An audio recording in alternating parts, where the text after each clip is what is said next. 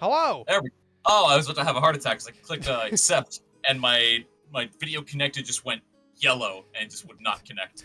It was like, haha, you thought? No. What if you didn't get to be part of the stream? Yeah, what if you actually suddenly felt like you were a giant asshole and it wasn't actually your fault at all? It was just Discord saying Literally no. my nightmare. The weirdest thing is, like, I have these feelings of, like, what if I just died tomorrow? How many people would just think I'm a complete asshole ignoring them for like a month before they find out? Well, that's an interesting ratio to bring up. How many people do you think would be like, man, Brogan's an asshole? But how many people do you be like, man, Brogan's in trouble? After about 3 days, I think the closest people in my life would be like, all right, something's up. He's not answering my texts. He's not messaging me back. He's not annoying me every single day with random texts and ADHD memes. The people there are a lot of people in my life I talk to like maybe twice a month kind of deal. And I feel like they, a month would pass and they'd be like, oh, he must just be really, really busy. And then like a month and a half in, they'd be like, wow, he's not talking to me much anymore. He must not like me anymore. 2 months. Damn. All right, he's kind of a dick. And then like a month, 2.5, 3 months, they'd be like, something's wrong. Yeah, it would go from anger first, and then after a while, it'd be like, no, this is too much. There's a problem here. This is not anger. So yeah, and I only know this because I've lived through this with one of my friends. I'm not going to say them by name, obviously, but at one point, just to see what would happen, they just disappeared for 4 months. Oh, they did it to you? Yeah, to our whole friend group. They dropped out of our D&D campaign without a word. Dropped out of the D&D campaign. Didn't play on any game nights. Wouldn't respond to any messages. 4 months. Damn. And then they just showed back up and was like, yeah, I just wanted to see what would happen. That's wild. Right? It's wild to think that people could just do that, but it also, like, I think about it and it's like, you know what? Never mind. I have a player in my D&D group I could absolutely see doing that. I 100% could see them just being like, I just wanted to see what would happen, and everyone else would be like, what the fuck, man? That's not okay. Couldn't have given us just like a heads up, like, hey, I'll be gone for 3 months? Yeah. Hey, I'll be gone for 3 months, but don't acknowledge it because I want to see what will actually happen if I don't tell you I'll be gone for 3 months. Right? Oh, it's wild. Well, speaking of wild things, intros for Dice and Mics, which I definitely did. Hi, everybody. Welcome to Dice and Mics. We're a bunch of people who roll dice talking to some microphones. We're here with Brogan, who has friends who will just disappear on him out of the blue because they fucking can. And we're going to be talking about some things probably regarding Pathfinder, probably regarding D&D, probably regarding other things like Starfinder, and maybe even some Magic the Gathering stuff because Brogan decides that, you know what? People who play blue are awful people. His take, not mine, and you know what? He's bad for thinking that. So yeah, they should not be allowed in any Magic the Gathering game or tournament, and it should be a 4-color game. It should be a 4-color game. You are right. If you want to save blue, remove counters and give them a new mechanic. I'm fine with card draw. I'm fine with milling. I'm fine with creature control. You are more fine with mill over counters? Yes! Damn. So much because like mill is at least all right. You've put me on a clock. I have to use what I've got to beat this. Counter is you don't get to play today. You don't get to play today. You just don't get to play the game. Okay.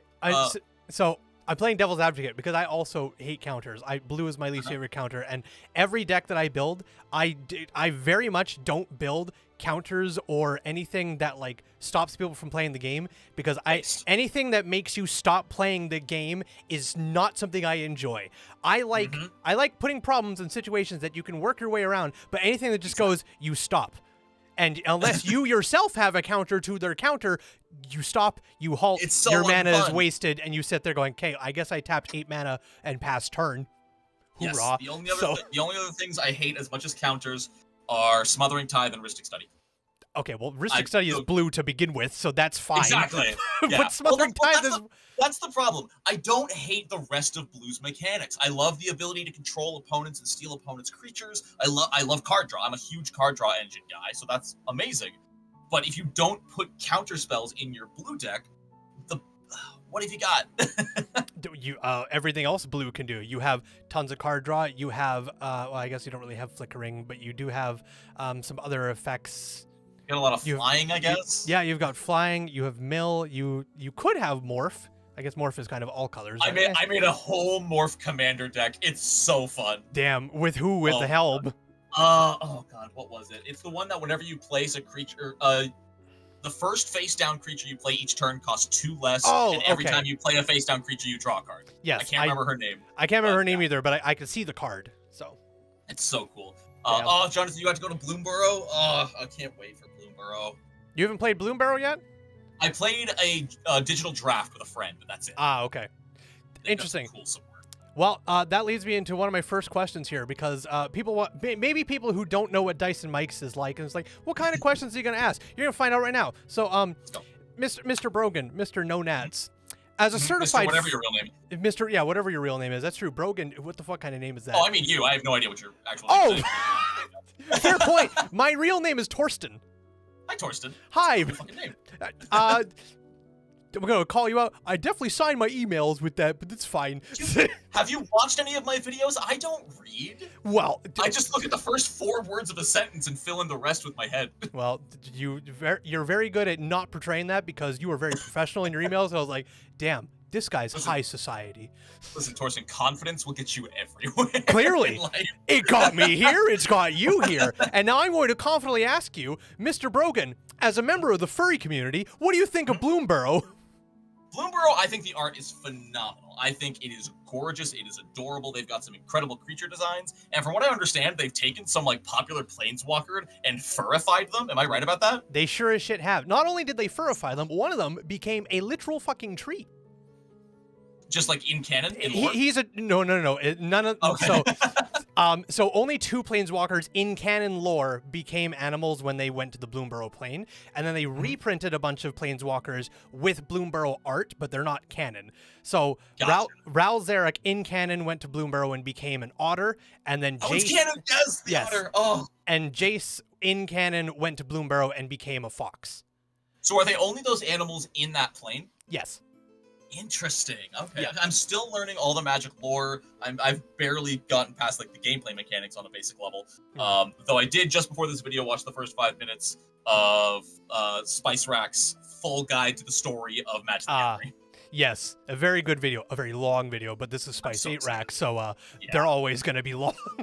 I only learned about Spice 8 Rack yesterday on Shuffle Up and Play, and I love them. I think they're a phenomenal human being, and I can't wait to watch more of their stuff. I agree. I think Spice 8 Rack is a phenomenal human being. I think he is way too hard on himself for the amount of time it takes him to make his videos, but I still think every time they come out with a new video, they're always such bangers, and I'm pretty sure deep down they know that.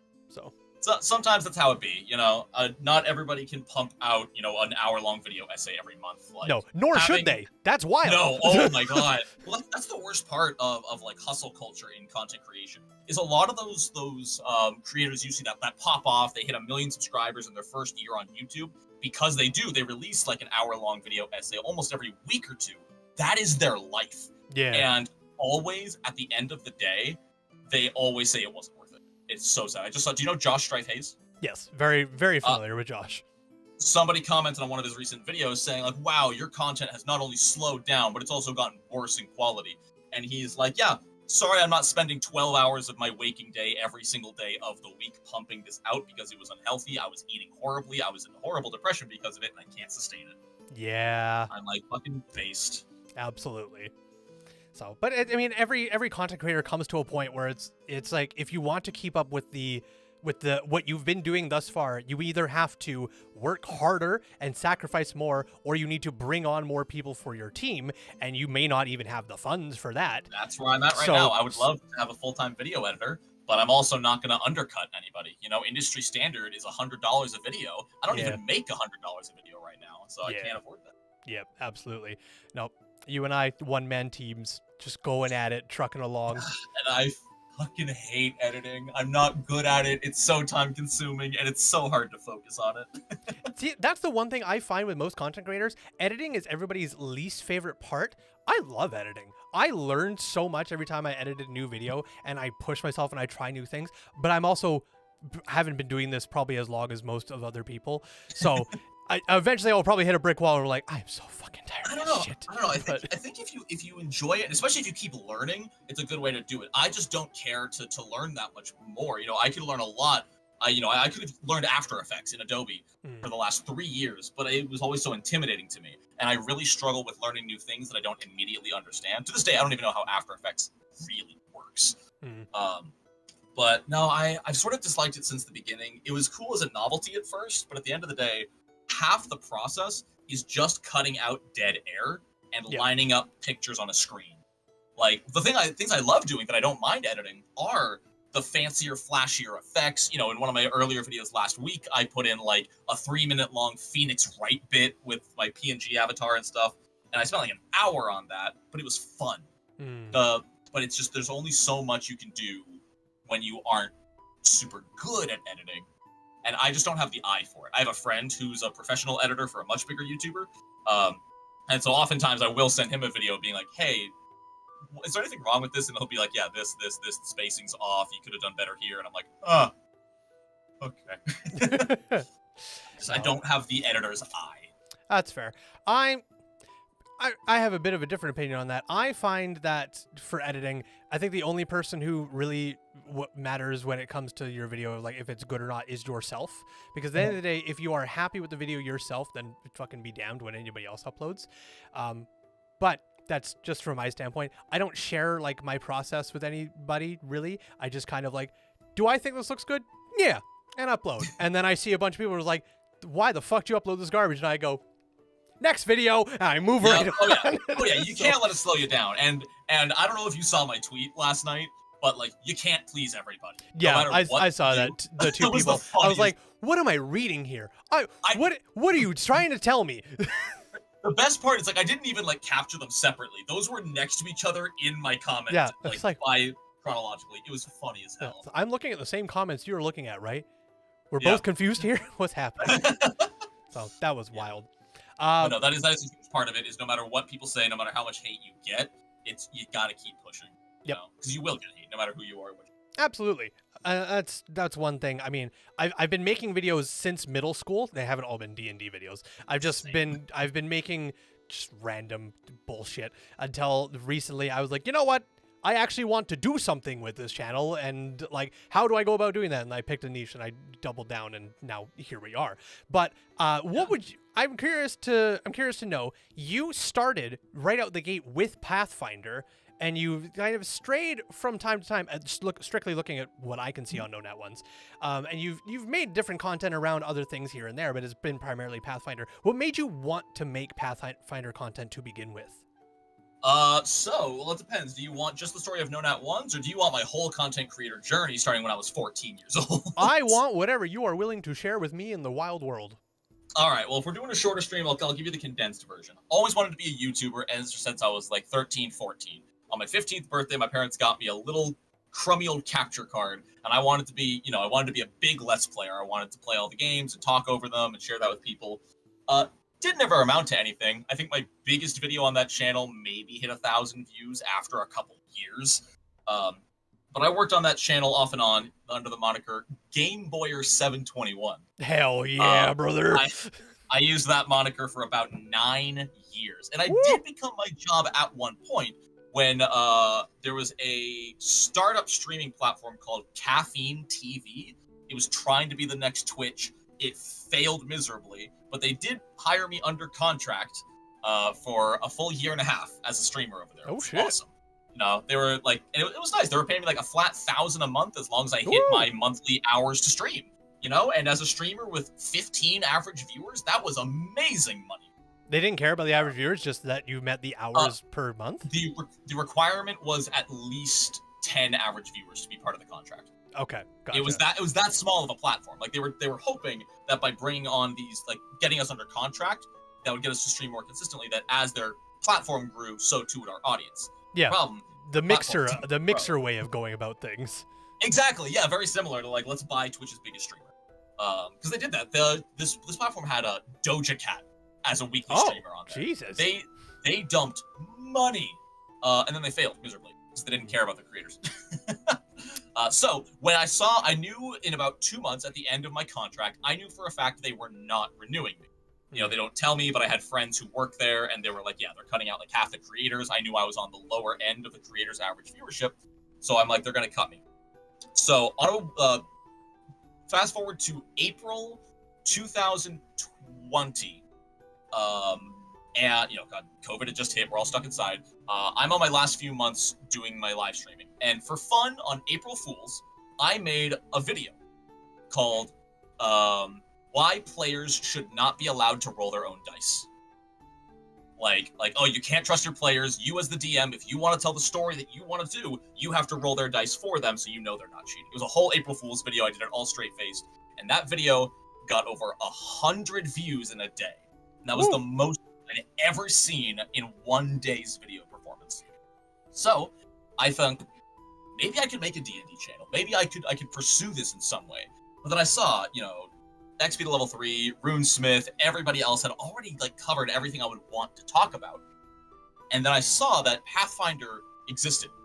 Fun fact, when I made my first Pathfinder 2e video, I had never played Pathfinder.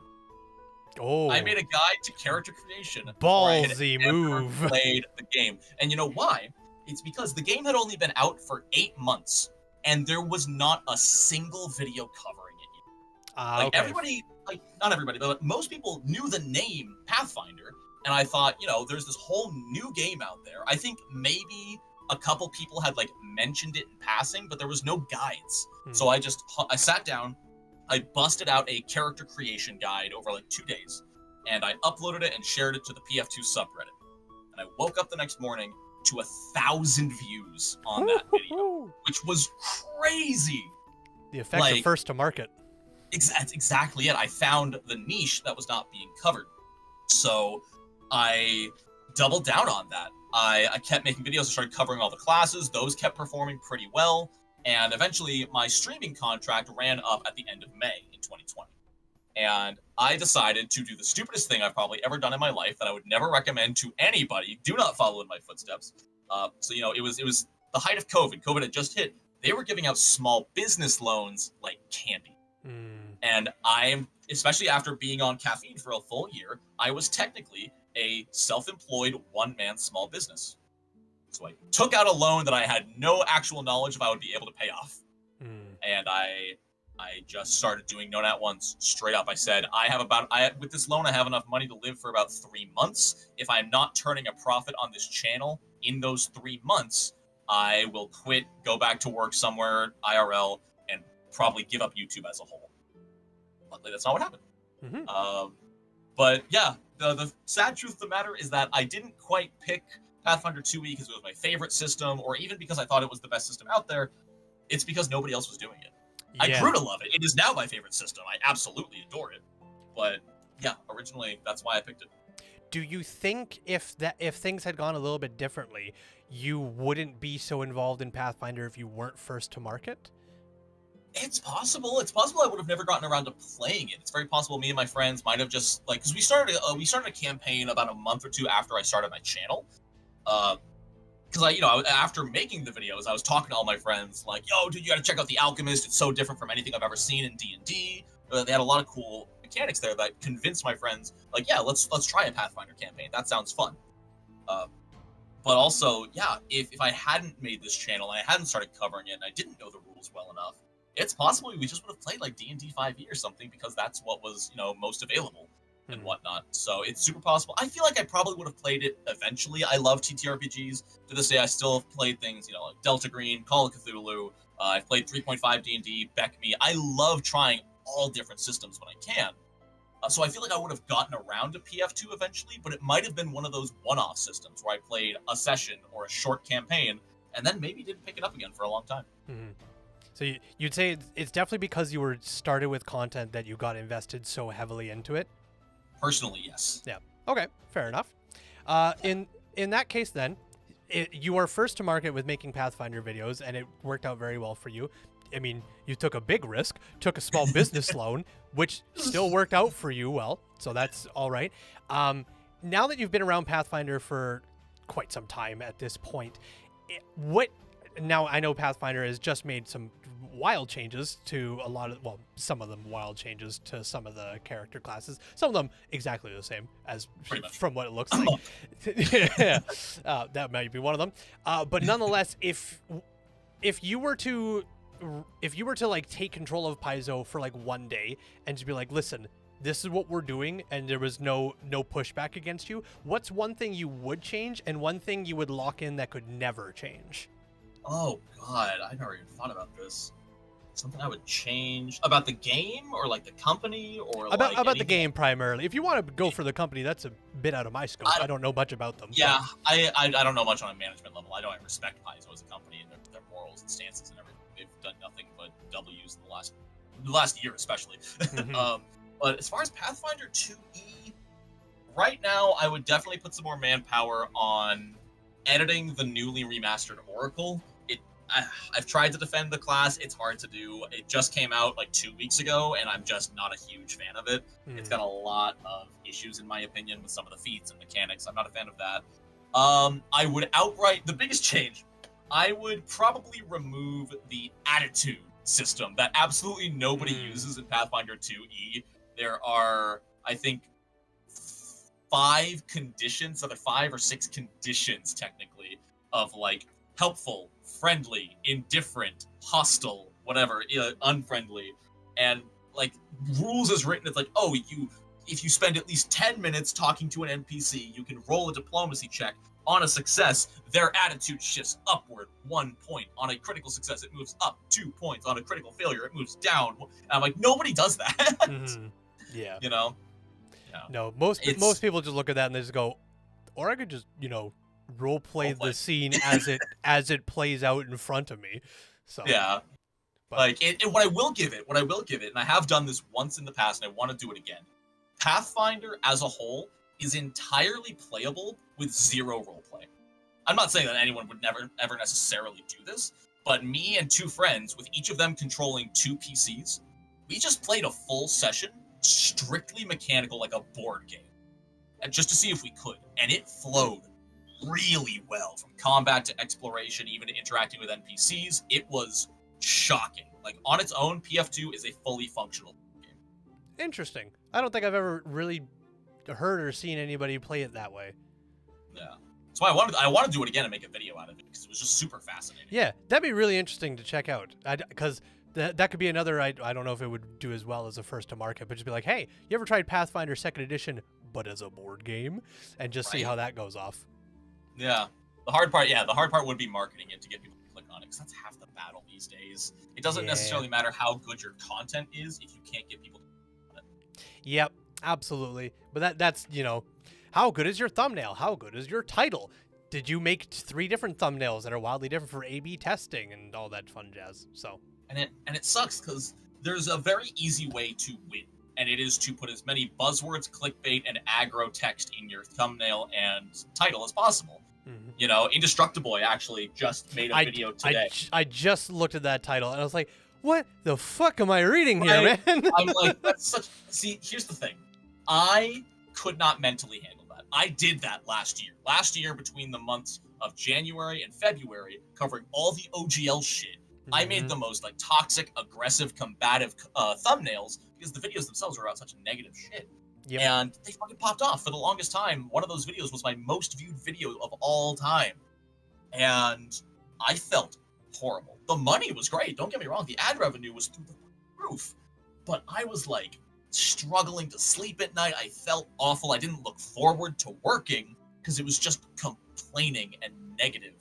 And so the other way around that I'm still trying to find a way to find a balance in it, is to use those combative and aggressive buzzwords in your titles and thumbnails without them being combative and aggressive, which is very hard to do, because the words will still trigger the response of, oh, I should click on this. But my goal, especially this year, especially with all the life changes I've gone through in the last 6 months of my life, I want to be a positive force above all else. I don't want to bring more negativity into a space that after the last year and a half is so bogged down with negativity, with the OGL, with people hating on wizards, with the Pinkertons, with the war between the systems, with the players butting heads with each other, with the Grognards versus the modern day. There's so much vitriol everywhere. I'm so sick of it.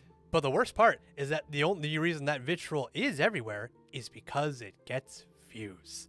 It does. It absolutely does. And that's like... Did you watch Blaine Simple's video by chance about the D&D community?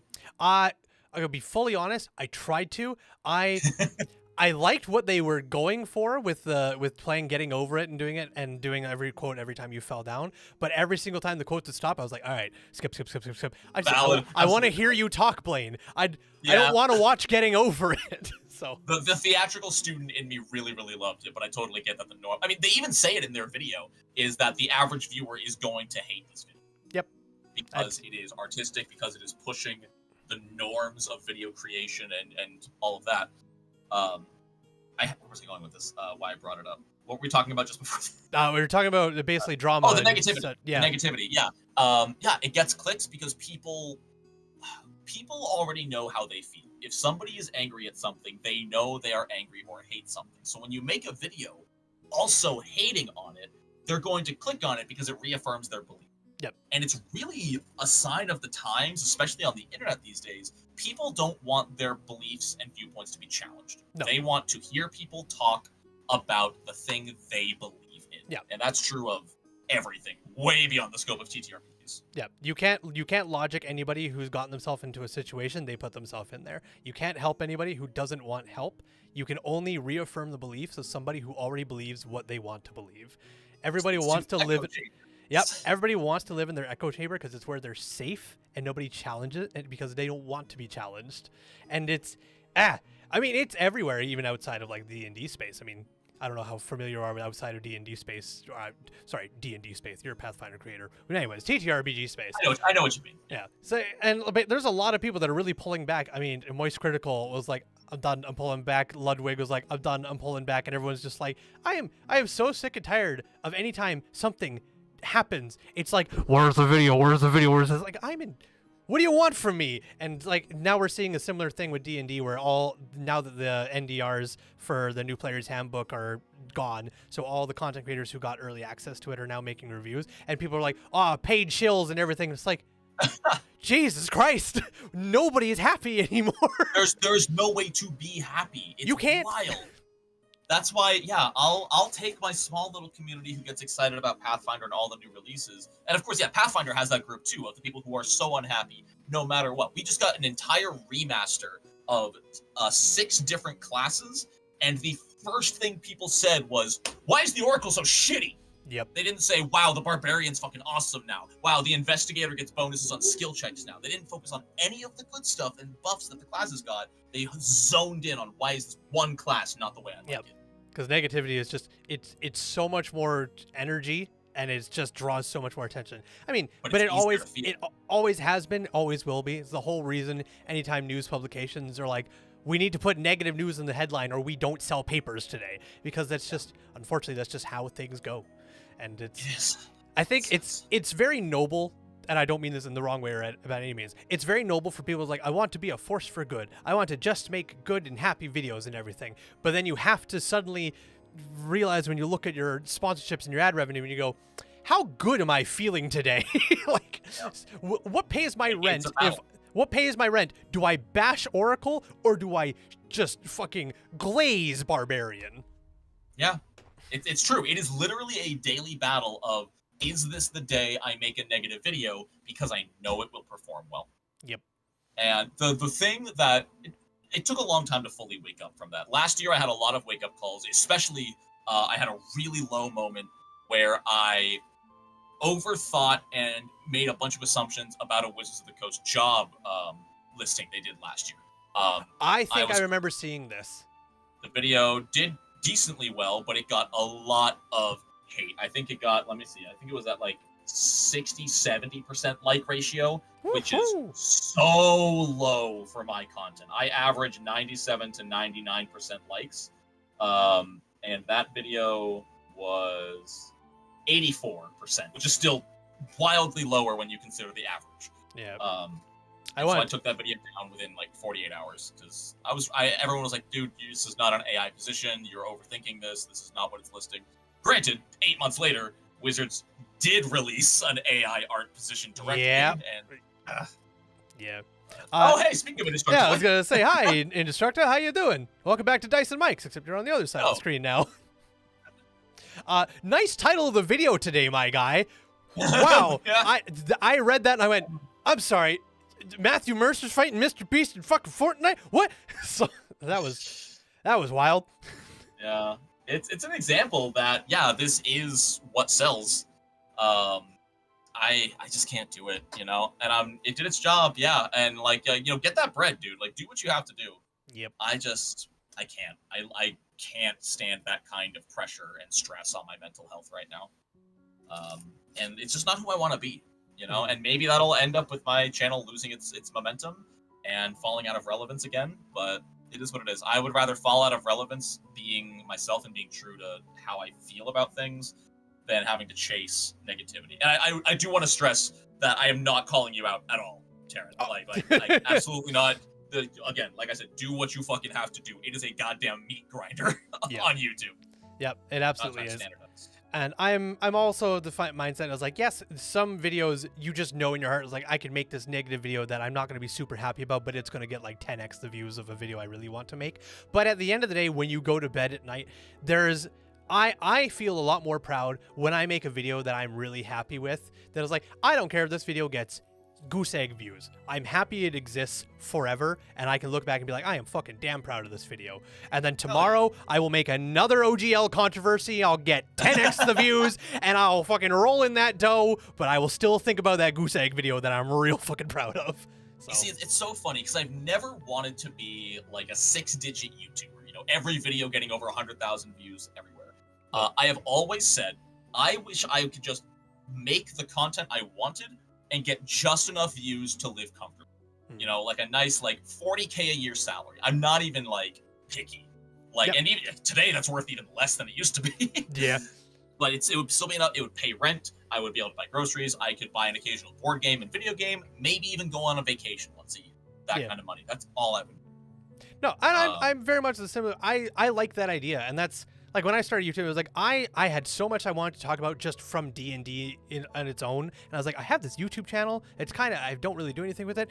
Fuck it, I'm just gonna make videos. I want to talk about this, and then I got monetized. I was like, oh cool, maybe I'll get like $5 a month. And my first month, it was like $30. I was like, oh.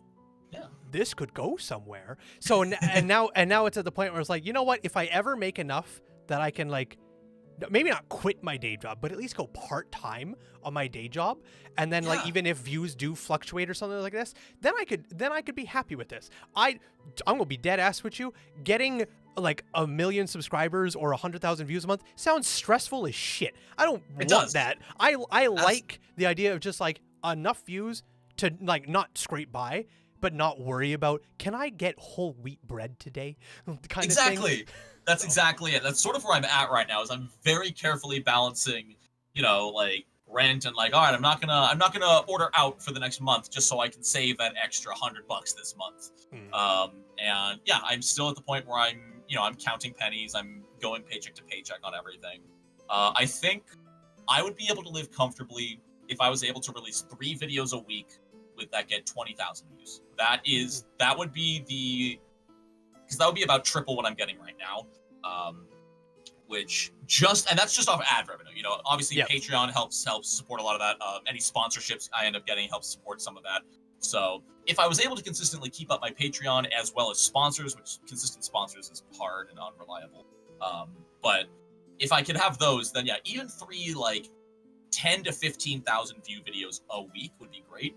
Though these days, watch time is a lot more important than number of views. Yep. So it's something I've been contemplating, whether or not, 1 hour-long video a week is better than 3 20-minute videos a week. Which one actually ends up averaging the higher watch time? It's really freaking hard, because in my brain, none of us know how the algorithm works. Some people say, the more you upload, the more the algorithm will recognize it. And other people will say, like, no, you need 1 big video, because if that 1 big video gets more total watch time, then the algorithm's going to push it to more people, and it's fucking in my brain 24/7. Oh, that's fair.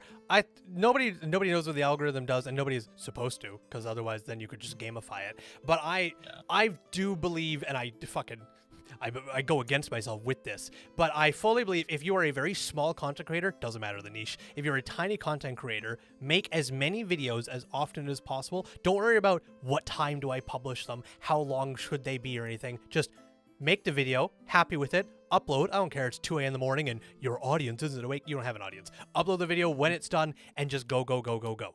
Because then the algorithm gets an idea of what your channel is like, what type of people you are trying to attract to your channel, and even if your first video doesn't hit or something, your next one might, or the one after that might, and you just keep going. But then as you get bigger and bigger and bigger and your content finds its audience and you have an audience that wants to see those videos, then you can slow down, you can make bigger videos, longer videos that will usually, when you upload them, you're like, okay, my guaranteed audience will at least see this, and if they like it, then it will go to wider people. But I think as a small content creator, putting all your eggs into one basket, I'm gonna make this one video, it's gonna be the greatest thing ever, and like everyone's gonna love it, and then nobody sees it, and you get real discouraged because you spend all that time. It's like nobody sees it because nobody knows who the fuck you are, and that's the only like algorithm thing I really know, is that as a small channel, make as many videos as you can. Don't worry about when you upload them or how long they should be, or don't sacrifice the quality for quality. Don't sacrifice quality, but don't sit there like, oh, it's only 7 minutes and 50 seconds long. I need to put another 10 seconds in there so I can monetize it. Fuck off. Just like, no, you're is making it done? 12 cents. Upload it.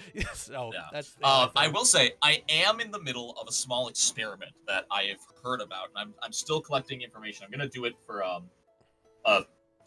I'm going to do it for a while now to see how exactly it ends up. And it is when you upload your video to YouTube, there's a box you can uncheck that says send to my subscriber feeds. Yes. Yes. And I am at that really awkward size where, because I have 53,000 subscribers, since my videos only get an average of like, 6,000 to 9,000 views, that means that there's a high likelihood that my video is showing up in 40,000 people's subscription feeds that they're not clicking. Yep. Which means YouTube goes, oh, 7,000 people clicked on this, 40,000 people ignored it, pull it off the algorithm. Yep. So I uploaded my video yesterday, my 5 differences between D&D and Pathfinder. I specifically did not post it to my subscribers. And as such, it has gotten lower total impressions, but almost a double click-through rate, which is really fascinating. So I'm probably going to do that for a few videos going forward. I totally forgot to do that for my Starfinder video. That would have been good. Yeah, it definitely showed up in my subscription feed. But I would be very interested to see how that goes, because I still keep that on for all of my videos, because I have, what do I have? 2,000 subscribers-ish. If a video hits 1,000 for me, I'm like, it's a fucking good day, we're eating good today, kind of thing. But I'm also, every time I upload a short, I never publish it to subscribers, because that's a good call. But I don't do it because I don't want my subscribers to see it. I just don't like when I open my subscription tab and I see shorts in there, like, that looks ugly. I hate that. Yeah. So I'm like, I'm not gonna put that on anybody else, and I just don't do it for shorts. So no, Taryn's absolutely right. It's all about the browse features. Like, it sucks. The subscription feed is worthless these days. It's especially for a creator, it is useless. I don't need, like, likes are great. Comments, fantastic. Those feed the algorithm. Subscriptions, it doesn't do that much. I feel like someone subscribing to your channel on a video does about as much as them liking it. I don't think, I would say subscriptions doesn't do anything for the algorithm, and like, the subscription number itself is a vanity metric, and it doesn't really do anything overall to promote your video.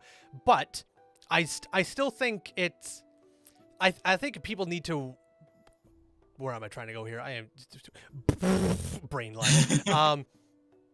Nope, thought's gone. All right.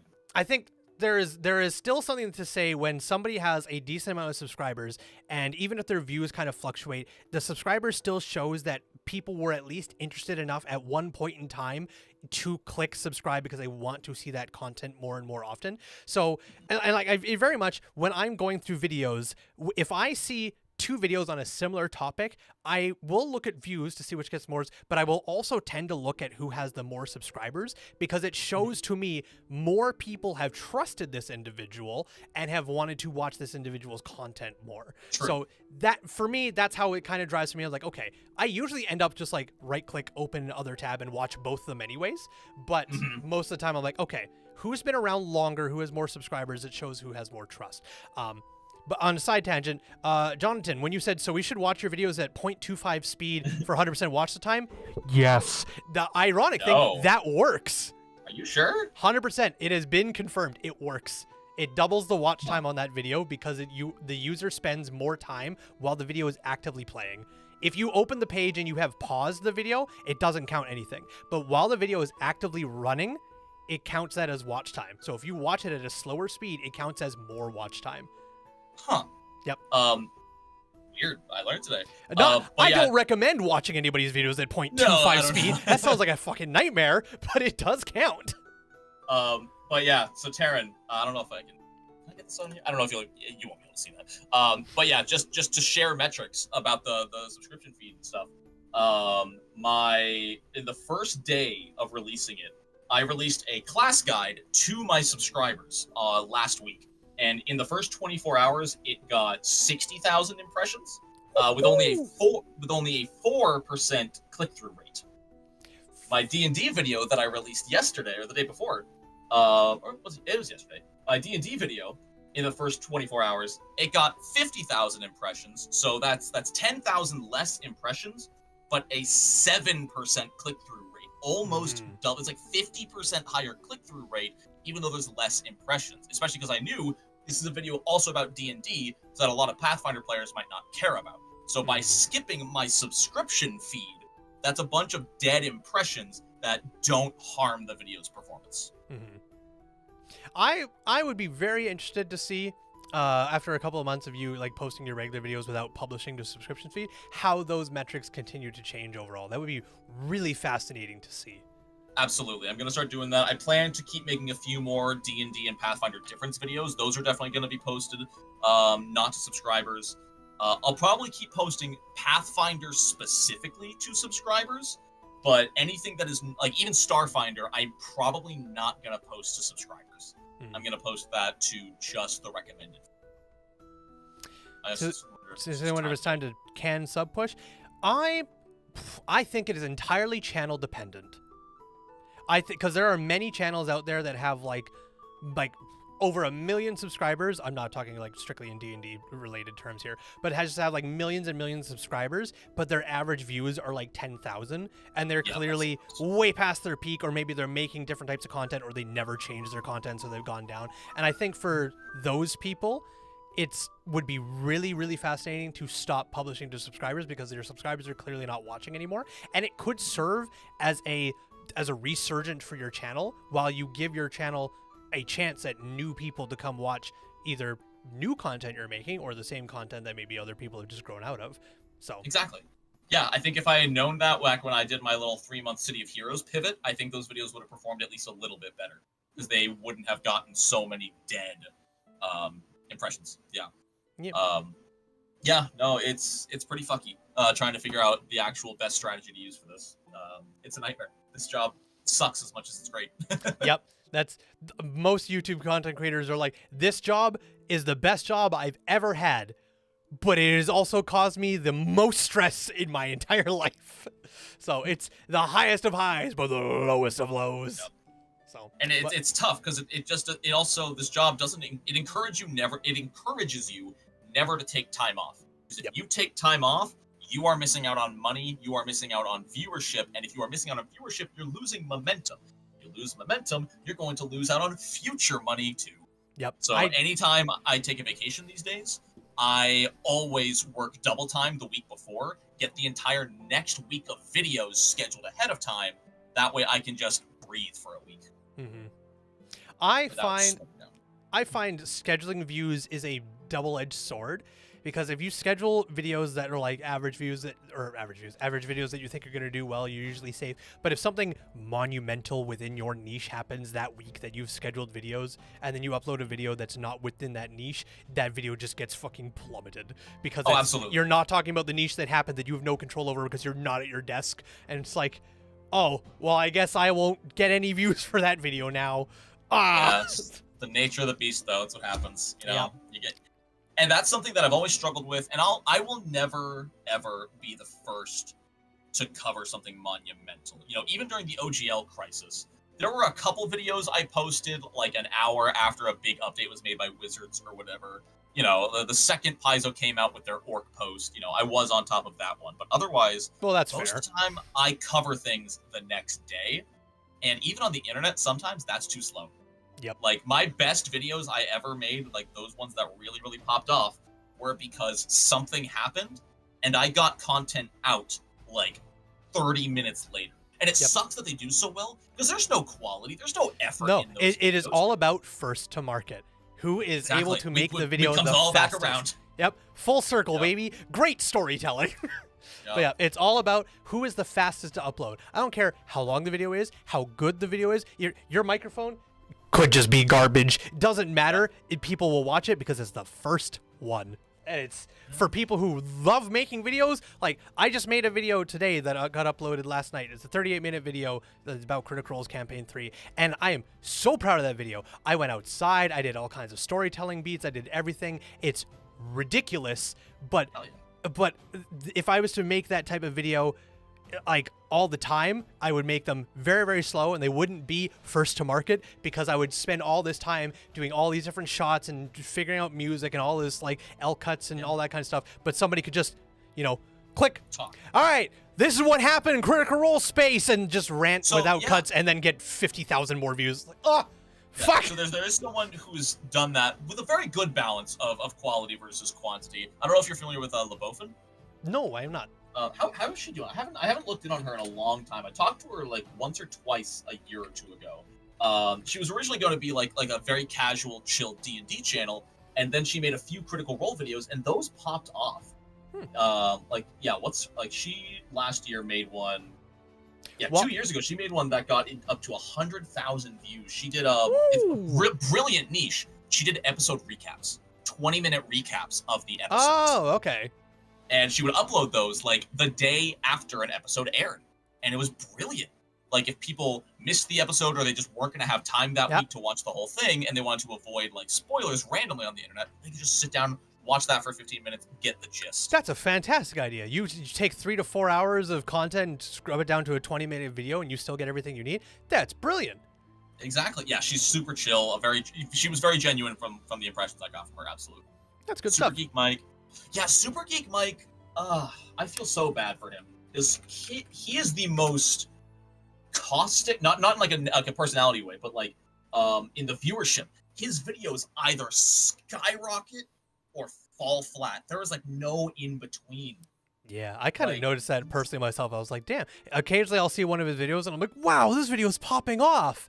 And then I will never see another video from him again for months. And then I'll see another video out of the blue. I was like, wow, this video is popping off. And then I won't see shit again. So yeah, like just in the past 2 months for Mike, 100,000, 13,000, 15,000, 6,000, 30,000, 3,000, 6,000, 30,000, 40,000. God damn. 20,000. 4,000. Yeah. Like, highest of highs, lowest of lows. It's wild. And it looks like he's gone back to Critical Role content. I mean, if that's what pays the bills, we bring it back again to not necessarily making the content you want to make. How many feature Matt Mercer? I'd be amazed if it's not over half. Only one of them, but it's the one with 100,000 views. Oh, of course it is. Yeah, so I'm just saying, I tried the Matthew Mercer effect once. It didn't work for my video. Yeah. I've never put strictly Matthew in a thumbnail. Anytime I've made a Critical Role video, it's always either been the logo or the whole cast is in the picture. I've never singled out one or the other. So I don't know. Maybe I should start doing that, and then my views will fucking 10x themselves. But hey, it's not a guaranteed work. That video I made with Matt Mercer in the thumbnail fucking flopped. Yeah. Nope, it's usually a crapshoot. Sometimes you can look at stuff and you're like, okay, I'm fairly certain this will do very well. Other times you're like, why did this not go well? This should have been a fucking banger. Oh well. We have only a little bit of time left, but while you and Indestructible are both here, how much time extra do I got you for? What time is it? It is 4. I've got an hour till I have to be somewhere, so you've got me still, if you want. Poggers, hell yeah, we're gonna keep running with this train. Indestructible, hi, welcome back to Dyson Mics. You are effectively here now. I'm going to involve you in this next topic, because you are a massive fan of many other TTRPGs, and you very much try to feature them as much as possible. So I'm going to ask you both this question. Your main game, your main TTRPG, is wiped from all, who knows, fucking Eldritch Beings went and it's gone. No more Pathfinder, no more for Indestructible. I'm gonna say, it's not fair to say your favorite TTRPG is Vagabond. That's stealing. But let's, for example, Vagabond doesn't exist, and I would say Morkborg also gone. You now have to convince your entire play group to play another TTRPG. Which game do you pick? It might not be your favorite, but which game do you pick to try and get your entire play group involved with? If Pathfinder didn't exist, it might just be 5e. You know, I'm a sucker for basic fantasy. 3.5. So it depends on the friend group. I have one friend group where we play a different system every couple months, and that's really, really fun. We're starting Vampire the Masquerade next week. Ooh, okay. Which I absolutely love. Yeah, so that friend group would be fine, because we just play everything under the sun. My Pathfinder group, my Sunday campaigns would definitely just be doing 5e, because they usually do 5e anyway, and this is their first Pathfinder campaign. It's really fun. Okay. My other Pathfinder group actually fell apart last year, so they don't play anymore. Damn. But if that group were still together, my group, with like my friend Andrew, only play Pathfinder, we would probably play... I want to try the Sentinels of the Multiverse TTRPG. I've heard great things about that one. It seems super cool. It seems super customizable. I've also heard Mutants and Masterminds is fantastic. I know the name. I don't know anything about it. I don't either. I know you play superheroes. There are like basic archetypes that you can apply different kinds of powers to sort of flavor them to whatever hero you want to play. Looks really cool. Gotcha. And then Destructive Voice says, Dragonbane. As always, depends on the type of story, but Dragonbane for fantasy action, Into the Odd for surrealism, Eat the Reach, or that's not Reach, Reich? Rich. Eat the Reich Rich. It's the Reich, because it is the Reich? Nazis. Because you're killing Nazis. Oh, of course. Okay, fair enough. Eat the Reich for stupid beat 'em up, and then Vaesen for horror. Oh yeah, Vaesen. I forgot about Vaesen. I'm a big fan of Call of Cthulhu. For surrealism, it would I think for surrealism and horror, it would be Call of Cthulhu. Because Call of Cthulhu, you can get so fucky with what the characters see and experience, and the fact that you can just make them roll for sanity is really fun. Yeah. Stupid beat 'em up. That one's harder. Stupid beat 'em up. God. Probably Dungeon Crawl Classics. Oh, Dungeon Crawl Classics for meat grinder, combat, little bit of role play is so fun. I love DCC. I need to... Gotcha. That's a good idea for a beat 'em up TTRPG. Jonathan, I read that comment as Eminem's The Candy, and I was very confused. Eminem's biggest problem is that you often accidentally destroy the multiverse. Oh, I also was like, Masterminds. I was like, what does he mean? What? Damn, Candy's good though, I guess. Gotcha. I got another quick Pathfinder question for you, and then I am going to start stirring up the pot here with some magic stuff. Indestructible Boy, if you play Magic the Gathering, this might be fun for you. If you don't, sorry. But granted, I haven't looked all that hard, so there could be an obvious answer to this, and I'm just a big dum-dum. Sure. If someone wants to get into D&D, most people get into D&D by watching either Dimension 20 or Critical Role to see what an actual play looks like. Is there any Pathfinder actual plays you'd recommend? That's hard. There's a lot of good ones out there. Unfortunately, most of them don't have a whole ton of traction. I know Waffles Maple Syrup is really, really good. Problem is, I don't watch actual plays. I don't watch Dimension 20. I don't watch Critical Role. I've watched like 2 episodes of Dungeons and Daddies. They don't hold my attention because I don't want to watch people play D&D. I want to play D&D. Gotcha. And so it's hard to say. As it stands, there is no Critical Role for Pathfinder. Okay. I've thought about making a video for 2 years now about should there be, would it help the game, but I really don't know.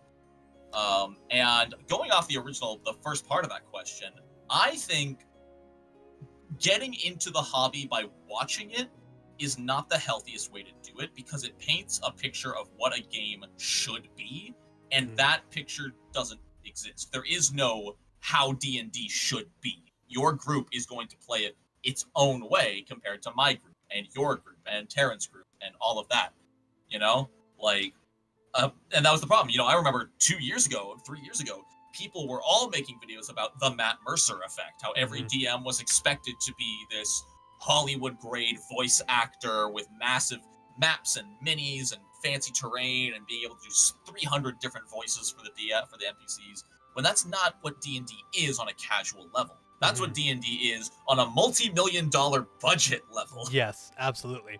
I agree to a point. I absolutely agree with the fact that what you are watching happening should not be representative of every game that you would ever take part of. I think it's impossible to think that way. However, I do believe actual plays are a very good source for getting people familiar with the system and getting involved into it. I mean, D&D is where it is at in no shortage because of Critical Role's popularity. Absolutely. And then Dimension 20's popularity behind them as well. And then the smaller ones, smaller, like Dungeons and Daddies and so forth, again, smaller. They're still big in their own rights, but comparatively.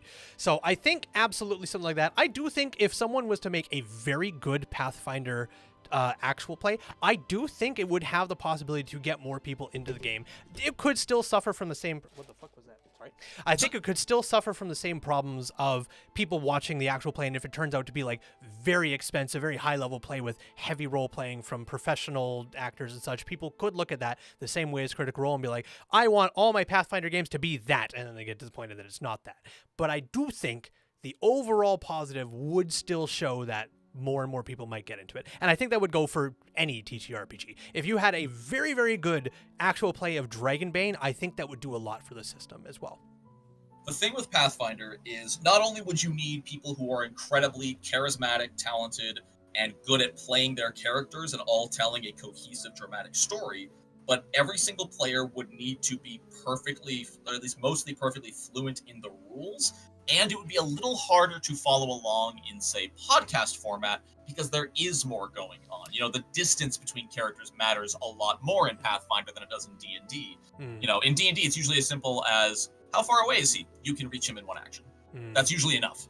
But, like, in Pathfinder, it's, okay, I am using this spell, which has a 10-foot emanation, which means it reaches 10 feet in all directions from my character, and I have a 25-foot move speed, so I'm going to spend 2 actions casting it, and then spending 1 action striding 25 feet, so that now that my 10-foot emanation is moving from my now position, it does reach the enemy.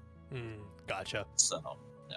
Yeah. I do think Indestructible put it perfectly, in the feel of piloting the character for Pathfinder is super accurate. People love to build their character out of all the little parts Pathfinder gives you, and then watch those parts all in motion together. Whereas D&D is sort of like painting over a template, which still makes the character totally your own. But at the end of the day, you know, any given Battlemaster fighter in D&D 5e, the only real difference is going to be their weapon of choice and which strategy or whatever they're called they pick. Their subclass and such? Or sorry. So the they're all Battlemaster subclass. Yeah, never mind. My apologies. Even worse if they pick a champion, you know? What is the difference between 2 different champion subclass fighters? Aside from maybe race and weapon choice. Yeah, that's true. And then when you go to Pathfinder, it's like, there is a way more difference between 2. There are like 9 different first level feats that a fighter can take. Yep.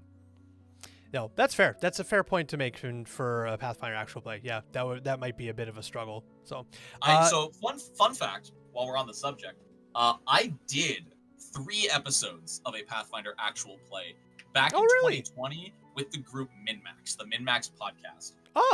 That was some of the first things I ever did on the channel. And the problem I faced, let's see, when did it come out? So my channel started on April 23rd, 2020. And I tried that actual play. It's coming. I'll keep scrolling. Don't worry. I'm here. All good. This is entertaining. September 2020. So 6 months after my channel started I tried it. And the problem is that I really wanted it to... I didn't want to do 4-hour episodes. You know, I wanted to take each session and cut them down into like heavily edited, fun 30-minute episodes. So you could watch it like a TV show and just leave in all the important information, the funny moments, the dramatic moments, and go with that. Yep. The problem, especially at the size that I was at, which at that point I probably had like 5,000 subscribers, I could not justify it. I put in, it's probably at least, not counting the 4 hours of playing the session, the hour before it of like technical setup, getting everybody ready and all of that, the hour at least of planning, of getting ready to run the session, not counting all 6 of those hours, it was at least like, a 4-hour session would take 8 or 9 hours to edit down. Yep. And so you're looking at 15 plus hours for one video, and that video got 3,000 views. Yeah. Which you compare that to any of the other videos I made around that time, and that was horribly underperforming and not doing anything. Now, it has been almost 4 years. The landscape may be different, and maybe there is room for a Pathfinder one-shot. I might have a live stream at some point to go back and watch those 3 episodes, see how it went, and I might consider starting something up again at some point. I definitely plan to at least do a Starfinder 2nd Edition playtest one-shot for the channel. I think that would be really, really fun, and that'll be a good way to test the waters. Gotcha. I can absolutely sympathize with the editing part. I did a 4-episode, well, I was trying to do a 4-episode miniseries using a supplemental guide for D&D called Steinhardt's Adventures, or Steinhardt's Guide to the Multiverse, something like that. It was made by Monkey DM. And I got the PDFs and everything for it. I wanted to make this for my YouTube members, and I edited the first episode of 4, and it took me a month to edit the first episode of 4 hours down to just the important bits, with sound effects, with camera editing, with lighting, with battle maps and different camera angles and all this kind of stuff, because I wanted it to be not just turn on live stream, whole thing, turn off live stream, wipe my hands and move on. I wanted it to be different. And after I spent a month doing 1 episode, I was like, I have 5 paying members. This is not worth my time. So it's hard. It's really hard to justify. I think even now, if I went into it, I would want an editor to do it for me. Otherwise, I'm not going to get the rest of my content done. Yep. I've got so much else I need to do that just making a live play, it's a lot of work. Yep. Even if you don't have visuals, it's a lot of work just to edit all the audio down. If it's a 4-hour session, that's a 5-6 hour process on its own. Yep. From my standpoint, I absolutely do want to do an actual play of my own some kind. I have homebrew stuff that I really want to share with the world that I'm very excited for, but I've come to the decision that I am not going to try and make my actual plays my living, because I will drive myself insane. They're going to exist alongside my regular content, and if they get 0 views, that's fine. I shared my creations with the world, and that's fine with me. So I've had to make that decision. I was like, you know what? If you want to do this, you will sacrifice a lot. And will it be worth it? No, don't bother. Just press live stream. When it's done, press end stream, move on. If it's there forever now. That's a way to do it, absolutely. Yeah. All right, mister. I have some magic questions for you if you don't mind. So, all right, let's go. You told me you hate blue. I think that's a base decision, absolutely. However, you also told me that green is your favorite color. That is an unbased decision. What's wrong with green?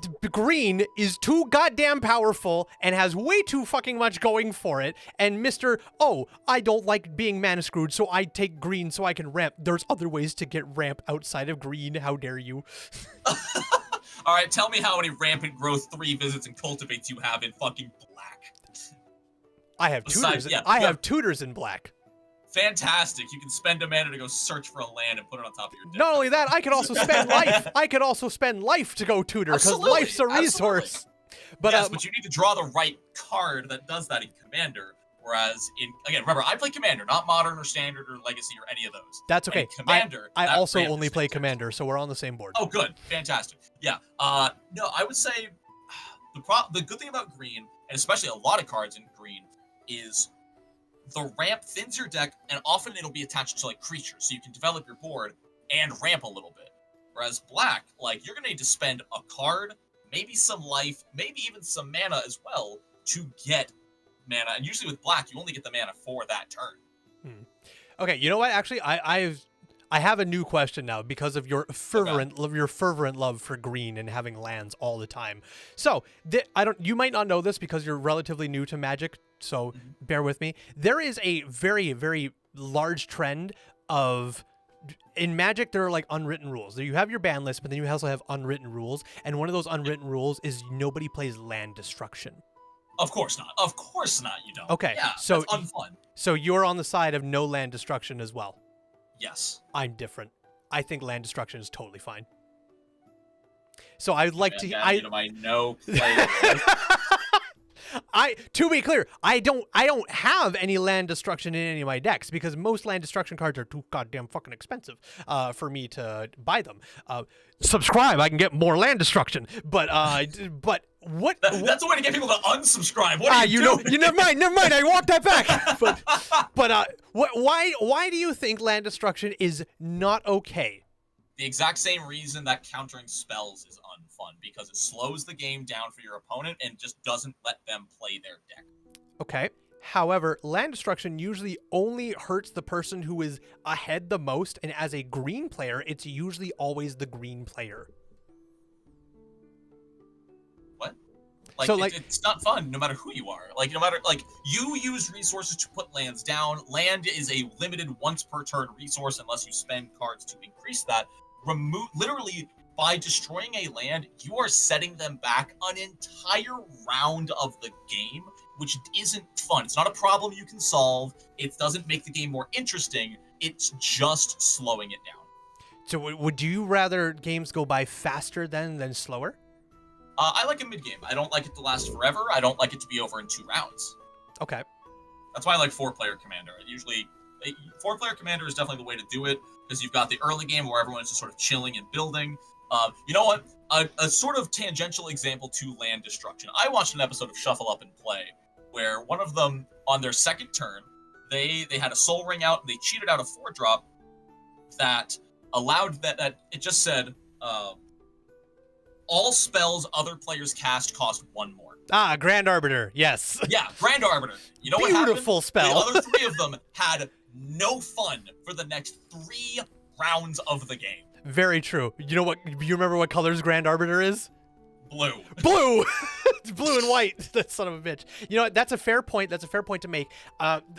I didn't word myself very well when I was saying before, but I meant when it comes to land destruction, usually when you are playing land destruction, the person who's set behind the most is usually the person who is the furthest ahead, which is usually the green player because they have so much ramp. So land destruction is a way to, it's in a similar way to a board wipe, where you can reset the game and take who is at the highest point of very close to winning because they can have like fucking 10 mana at their disposal to reset everybody back to an equal playing field. On the contrary, if the green player already has 10 mana, but the black player has 6, you're going to land destruction the black player, because 6 down to 5 does a whole lot more damage than 10 down to 9. That's a fair point. I fully agree with that, actually. You know what? Sucks. You know what? I'm okay with that. That's a fair point to make. You know what? Yeah. I agree with that. You know what? Yeah, I'll say, if you have land destruction in your deck and you only ever use it on a winning ramped green player, you can use land destruction. Okay. That is the only exception. Okay. You know what? I've had my mind altered. I've changed my mind. I changed my mind. You've changed my mind. Okay. Then another kind of unwritten rule: cards that get you to auto win the game when you play them. What are your feelings on those? Only if there is a way. If it's not immediate. And B, if like there's obviously a chance for people to stop it. My favorite card, I have an entire deck based around it, is Millennium Calendar. What the fuck is Millennium Calendar? You can, whenever you untap a permanent during your untap step, it gets a counter. You can pay 2 and tap it to double the number of counters on it. If it ever hits 1,000 counters, every other player in the game takes 1,000 damage. Yes, I remember this Lost Caverns card. It's a quote-unquote instant win, but it also takes forever, and if you destroy it once, it's over. Yes. Okay. See, I love gimmicky ones. Like if you have 40 or more life, you win the game at the start of your next turn. I'm fine with that. Even in Commander, you're fine with that one? Oh, absolutely. In Commander, I'm fine with that one, because the chances of you playing that and gaining immunity, like how would you, I think that card's like 6 mana by itself. So if you were to play that in like Teferi's Protection, you would need like 11 plus mana to play that. And if you're going to put that down, everybody's going to look at you and murder you and drop your health as fast as possible. Very true. But the counter argument to that is that if you're in white, you're usually gaining a lot of life as is. Absolutely. And there's other cards that are kind of like, if you're at 40 life, it does, like Sarah Angel is a perfect example. It's a 1-drop in white, and if you have 40 or more life, it gets like +5/+5 plus flying. And it's like, It's a oh, great cool. card. So a 6/6 flyer for 1 at the start of the game that was never meant for commander is suddenly busted in commander. And it's one of those- However, it is not balanced in one-on-one commander. I'll give you that. No, it is absolutely very balanced not. in 4. It is very balanced in 4-player commander because that's how you put a target on your own back on turn 1. Politics are so important in commander, and if you just stand up, unzip it, and drop it on the table, everyone's gonna kick you out of the delightful Thanksgiving dinner. That was my next question. I was like, what do you think about politics when it comes to commander? So it's half the fun. It's the best part of commander is I will ally with you for 1 round in order to stop this player. Deal. The best unwritten rule there though that you have to sort of abide by: no lying. Lying in commander is not fun. You can make tenuous truces. You can be vague. You can, not agree to certain things, but you can't outright say, I won't attack you next turn. Okay, my turn, I attack you. That's just not fun. okay. What about deceitfulness? So like if someone's like Deceitful by is the fun. end, so it's like I won't if you do this for me, I will not do any damage to you this turn. And then the beginning of someone's next turn, all right, on your upkeep. That's okay. Yeah, like that would be technically fine. If it was on the very next player's upkeep, you'd still be looked at as kind of a dick. But if it you're playing in 4 players, I won't hurt you and I will not attack you or deal damage to you this turn. Then I pass to you, you pass to somebody else, and now that your turn is over, I'm like, well, it's not my turn anymore. And then I just ping you for a bunch of storm or whatever. That would be deceitful, but kind of fun. Gotcha. All right. That's fair. You know what? I've had my mind changed on a couple of things here. This has been very eye-opening. Last question I've got times in regards to Magic then. Right. How many commander decks have you made since getting into Magic, and what's your favorite and least favorite? Let's count them because I've been playing for about a month, and I have 1, 2, 3, 4, 5, 6, 7, 8, 9, 10, 11, 12. I have 12 commander decks. Bro! Now they're all digital. I have not bought any. Oh, okay. Me and my friends use a program called Cockatrice to play online for free. Oh, with any okay. card. Gotcha. Yeah. No, I would not have the money for any of these decks. I was like, holy shit, brother. My 1 month, 12 decks, we're going. I had like $3 grand lying It's around. like, Jesus. So my favorite, it's kind of a 3-way tie depending on the day. Do I have to pick one or can I choose all 3? I will allow you to pick all 3. I'll be generous. All right, in no particular order. One of my favorites is my first ever commander deck I ever made. I made a dog deck. And its entire thing is based on going wide with a bunch of dogs. It's got the commander that summons Tiny with Trample. And as long as she's on the board, with every time a dog deals combat damage, I make food tokens, and then I can sack food tokens to put counters on all my dogs. Yep. I've got that. I've got a bunch of the legendary dogs in there, like the one that when you attack, you can flicker an opponent's monster until the end of the turn. That's a really fun deck. I've got fond memories of it just because it was my first one I ever made. My strongest, which is part of why I love it, is my Bristly Bill deck. Landfall. All Bristly Bill is landfall. Put a +1/+1 counter on target creature. Pay 5. I think it's pay 5 mana. Double the 1/1 counters on. Oh, this is a new guy. Is he new? Oh well, he's Thunder Junction, so he was the set just before Bloomburrow. Gotcha. Yeah. Okay. He's my commander. And so I've got a bunch of stuff. I've got a bunch of enchantments that are whenever you place a +1/+1 counter, place another one. I've got nothing but landfall effects and cultivates and 3 visits and evolving wilds and all of that just causes lands to barf onto the battlefield. Yep. Everything you were talking about earlier, and now knowing that Bristly Bill's on your commander, it all makes sense now. I can. I love green so much. My favorite combo with that deck is attacking with like a 12/12, and they're like, well, all right, I'll have to let that through because I don't want to lose any of my creatures. And I'm like, cool, pay 5 mana, Bristly Bill him into a 24/24, and then I have an instant that also doubles their counters, making them a 48/48, and you lose. Yep. Everyone's sitting there is like, no blockers. No blockers, you say? No blockers. No blockers? Damn. And then my favorite deck, just for the meme, it ended up being way stronger than I ever expected. It was the one I told you about earlier, my Arcades deck with a bunch of walls. Yeah. Just all defenders. I played in a 3-person commander game against a dragon deck and an Eldrazi deck, and my walls. Woo! It was phenomenal. That sounds wild.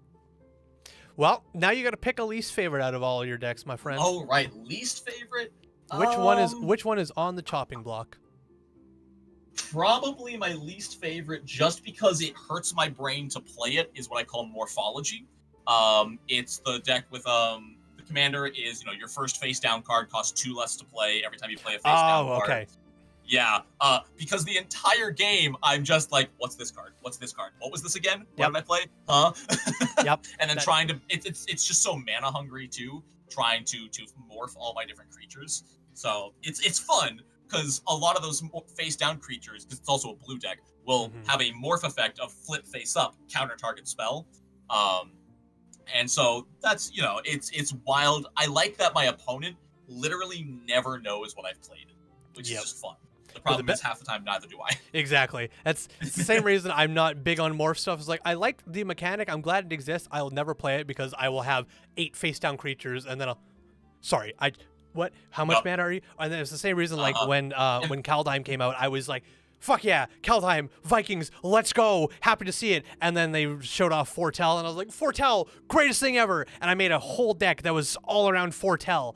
And then I had like 6 cards foretold. And I was like, sorry, I foretold all of this. Fuck knows what I foretold. And I realized very quickly, and I was like, I can't do face down cards. I will forget them. Yeah. 1 or 2, I remember. I know what's going on. More than that, it just slows down the game, and everyone's just waiting for like. That's exactly it. By the time put those cards there, so yeah. By the time you've read the 8th card, you forgot what the first one was. Yep.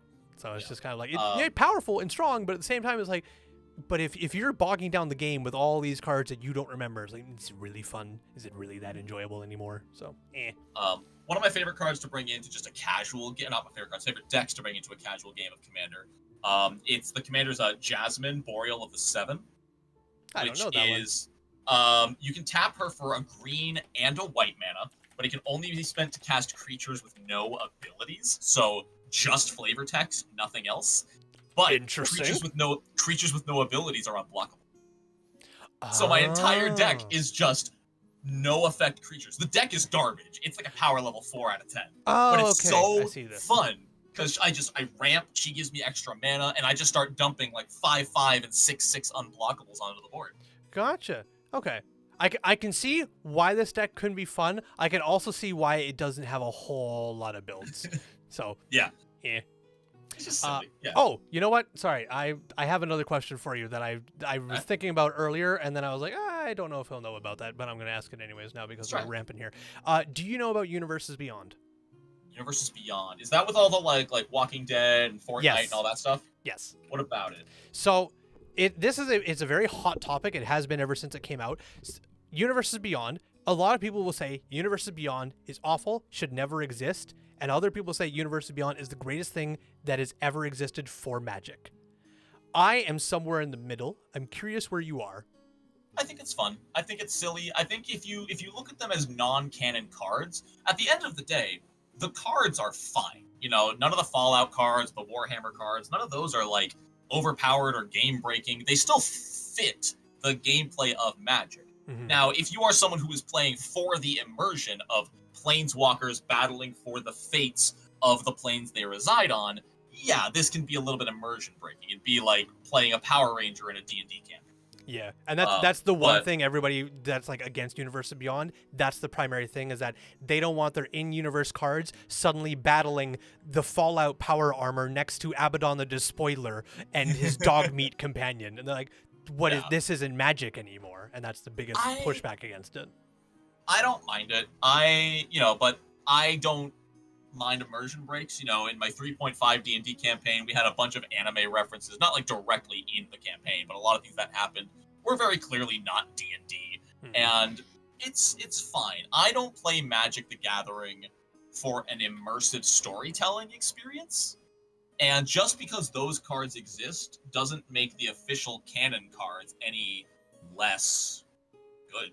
Like any less interesting to read and look at, you know what I'm saying? I do think there is usually when in Universes Beyond products come out, they tend to be more powerful than in-universe Magic cards and sets, and that has also kind of been a thing for people who are like, I feel like I have to interact with Universes Beyond now because my regular in-universe cards can't compare anymore. Sounds like a modern problem, not a Commander problem. You know what? I fully believe that. I am very much the same idea that, you know, that is a modern problem. You could see it as soon as Lord of the Rings hit the table. Everyone was like, ugh.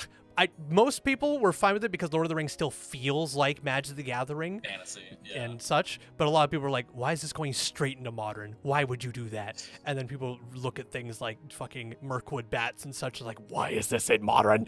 So, but now they have Nadu. Fair, Nadu's way bigger of an issue than fucking Mirkwood bats. And to be fair, Magic already canonically has a techno-futuristic feudal Japan. Yes, like, it certainly does.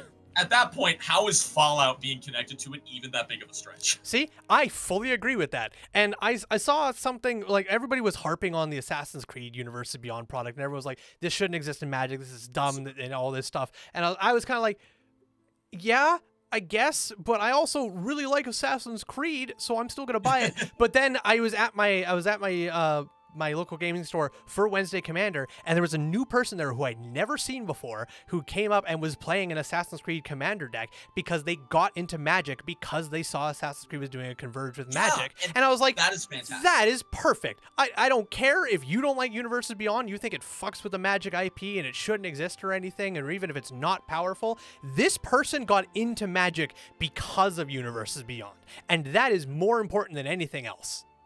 Yeah, I mean, it's the same thing, same reasoning behind, like, Bloomborough. You know, my friend is like, yeah, my girlfriend's never really cared too much for Magic the Gathering, but she loves, you know, small, fuzzy animals, so she's going to try and give Bloomborough a pre-constructed deck a try just because she likes the artwork. And I'm like, that's amazing. That is just as valid a reason to get into the game as anything else. Yep, I fully believe that. I think, as you've said many times on your channel, I think the fun and entertainment should trump everything else. If someone is having fun with it, it doesn't matter what the mechanics are, doesn't matter what the flavor is, if it doesn't meld, are they having fun? Is it interesting to them? Yes.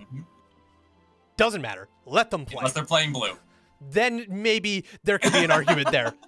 I'm not having fun if anyone's playing blue except me. Yeah, that's fair enough.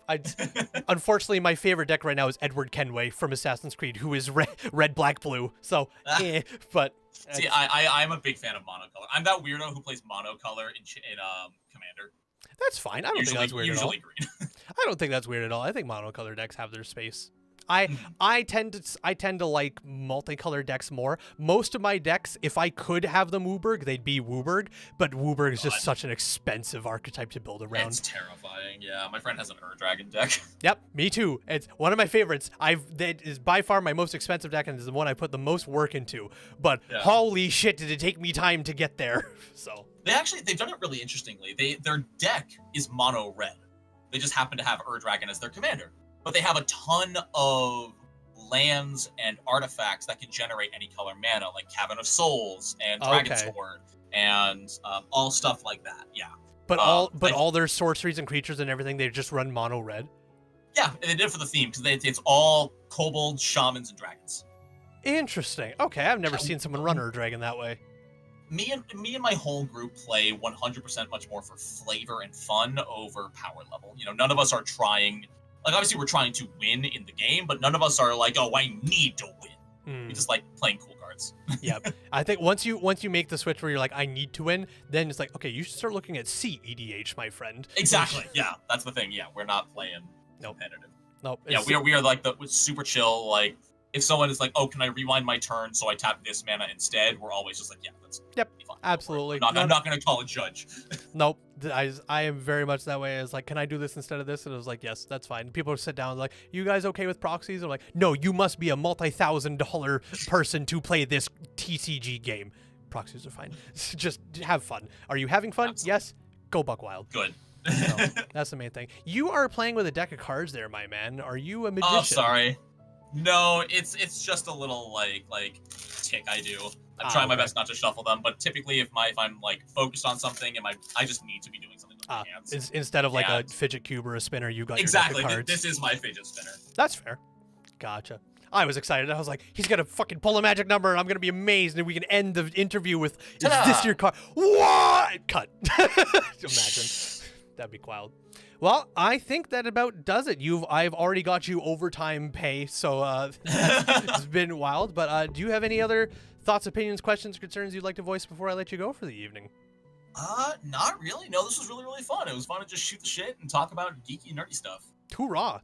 Well, Yeah. I'm glad you came on. I appreciate you being here and shooting the shit and changing my opinion about Magic cards and talking about analytics and everything. This has been great. Thank you very much. Absolutely. And hope you have yourself a good one. And I look forward to more videos from you in the future. Thank you so much. Have a great one, man. Take it easy. You as well. Have a good night.